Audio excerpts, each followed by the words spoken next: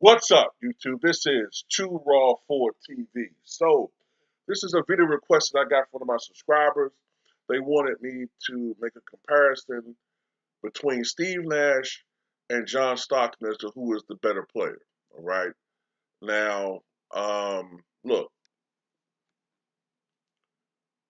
I think both of these guys are first ballot Hall of Famers. Both of them were great, great ball players. But if you had to ask me, I think that one of them was clearly better, and that is John Stockton. The one thing that always bothers me from some people is, and I see it from younger fans, they'll say, like, well, you know, they kind of downgrade John Stockton. And part of that strategy is to downplay the Michael Jordan era. The Utah Jazz played the Chicago Bulls twice in the NBA Finals. And, of course, their backcourt was John Stockton and Jeff Hornacek. And you'll often hear Shannon Sharp said, look who Michael's playing against, Skip. Little old Jeff Hornacek, Skip. Come on, Skip. Little old Jeff Hornacek, Skip. And I said to myself, wait a minute.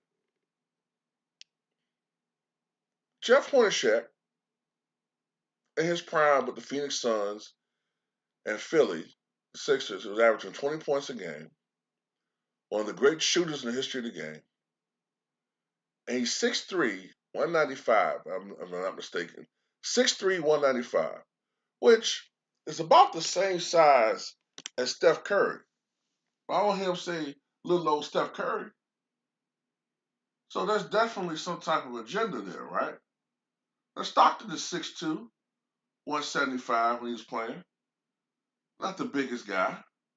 But if I'm not mistaken, Chris Paul is what, 6 feet? Right? And I think Chris Paul in his 17th, what is this, his 17th season in the league? He's doing just fine. Bottom tier MVP candidate before the injury.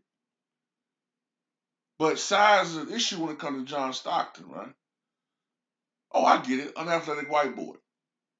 Michael Jordan played against, right? Whole bunch of unathletic white boys. Even though when Jordan was playing, 75% of the league was black, as is today. And let's not act like Tyler Hero is running a 4.340. Let's not act like Nikola Jokic is running up and down the court like Giannis. Come on. Come on. What's stopping them? They're in a league that is not predicated on athleticism anymore. It's not predicated on being able to jump out of the gym.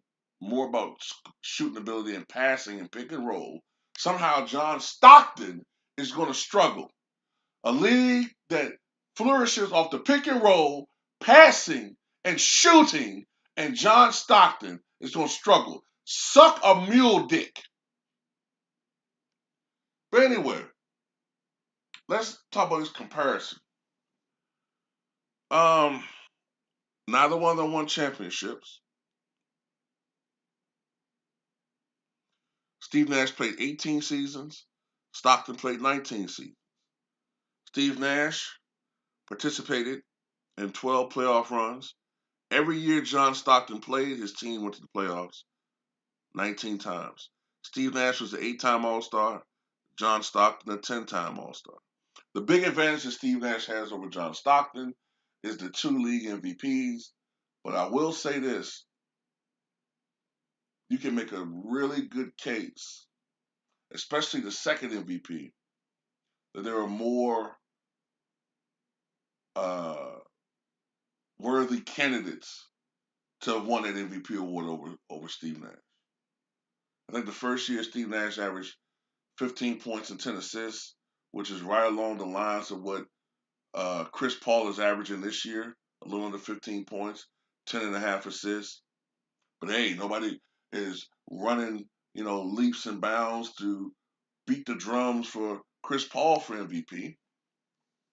And when you look at all of the great seasons at that time that players were having, LeBron James, Dirk Nowitzki, uh, Shaq, Kobe, Garnett, Paul Pierce, Gilbert Arenas. Um, Dwayne Wade. The list goes on and on as far as great individual seasons players were having at that time. I don't know.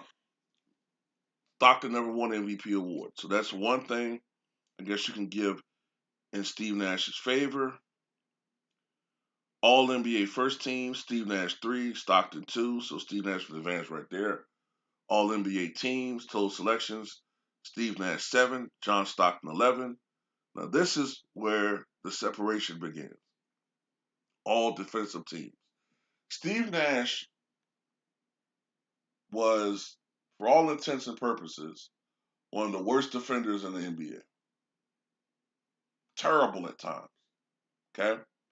Contrast to John Stockton, who was a very good defensive player, especially between, I'd say, 1987 to 1995, maybe into 96. I think that's his peak years defensively. All defensive teams, Steve Nash 0, John Stockton 5. Steve Nash led the NBA in assists 5 times. John Stockton a record 9 times, including, I believe, 9 seasons in a row, 1987 to 1996. Steals leaders. Steve Nash never led the league in steals. John Stockton led the league in steals twice. Now, this is going to be interesting. Most people would say that Steve Nash was the superior scorer. Now, I will say he was the superior shooter, but most people say he was the superior scorer. But when you look at their career scoring averages, Steve Nash is at 14.3, John Stockton 13.1.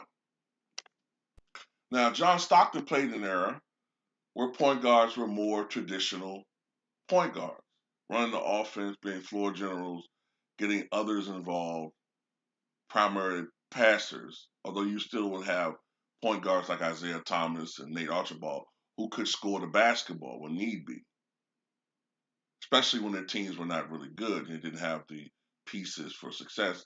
They would have to take on more of a scoring burden. But as we have seen over the past 20 years, the point guard position has evolved to the point where, you know, Steve Nash was one of these hybrids that we first saw where he could score. And he would have games with 20 plus points, a few with 30. I think his career high was 42. John Stockton's career high is 34. But then again, John Stockton had the benefit of playing with a Karl Malone and a Jeff Hornacek. Now, Steve Nash had some players too, but he never had a Karl Malone. A guy was averaging in his prime 25 to 30 points a game. So as I'm saying, John Stockton didn't focus on offense as much.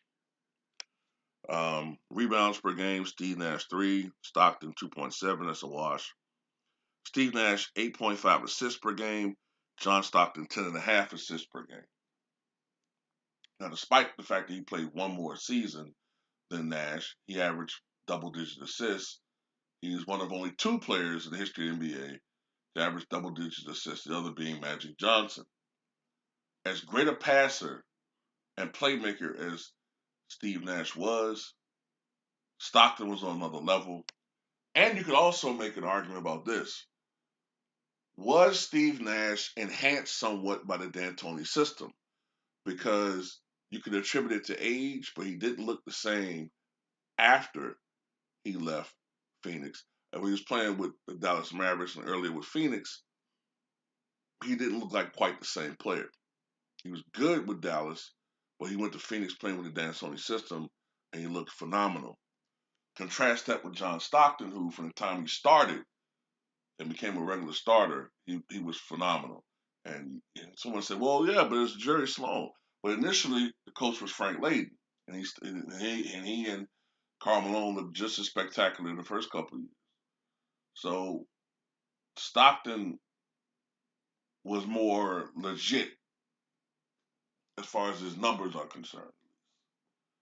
You can only imagine what Stockton could have done in a D'Antoni faster system. Um, you also have to wonder what John Stockton would do if he was playing in today's league where the point guard is expected to shoot the ball more. Maybe he wouldn't average 14, 15 assists, but he might average 20 points and 11 assists, and be called the best point guard in the NBA. Now, shooting the basketball, Steve Nash has a distinct advantage, even though Stockton is good himself. Steve Nash was, before Steph Curry, the greatest free throw shooter of all time. Steve Nash is still number 2 all time at 90.4% from the line for his career. I think Stockton is somewhere around 82%, 83%, excuse me. 3-point percentage. Steve Nash didn't take a lot of threes, but shot 43% from beyond the arc. John Stockton wasn't shabby either at 38%. Steve Nash, 49%. John Stockton, 51.5%. Stockton was very intelligent and very efficient.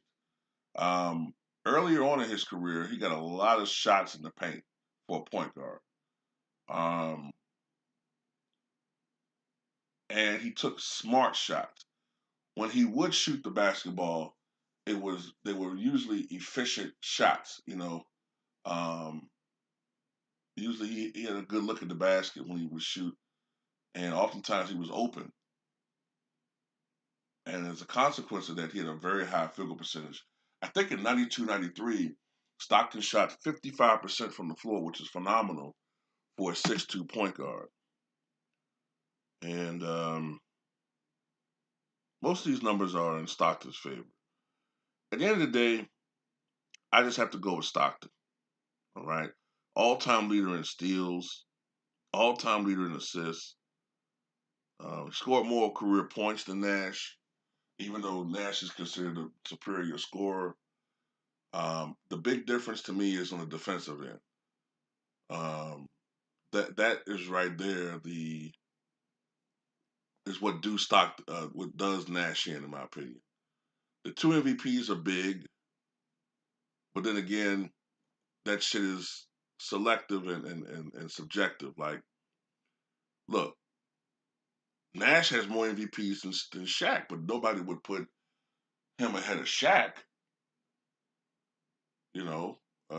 Kobe just had 1 MVP, but nobody would put Kobe behind, somebody like, say,